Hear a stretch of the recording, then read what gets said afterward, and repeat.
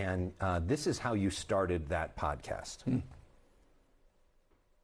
Literally last night, trying to put my son to bed. He's like, no, Dad, what time? What time's Charlie going to be here? What time? And I'm like, dude, you're in school tomorrow. He's 13. He's like, no. This morning, wakes up at 6 something. He's like, I'm coming. So that's your son, obviously a fan of Charlie Kirk.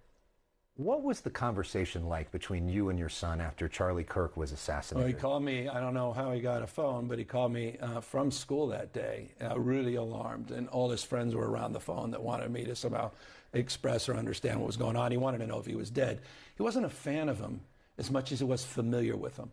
And it was very revelatory for me because he's also out there. My son is 11, 12 years old. He's sitting there talking to me about not just Charlie Kirk, but folks like Andrew Tate. And he's, sort of beyond Joe Rogan, in many ways, sort of Facebook in so many respects of sort of this novelty of the pod, manosphere, et cetera.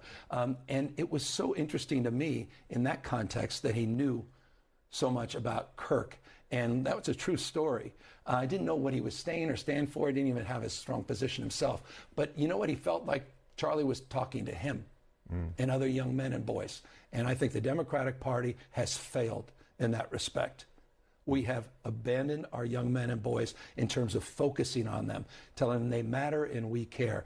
Young folks are in a crisis in this country. First generation in our lifetime, 30 and younger, not doing better than their parents. Suicide rates, educational attainment, dropouts, deaths of despair across the spectrum. This is code red.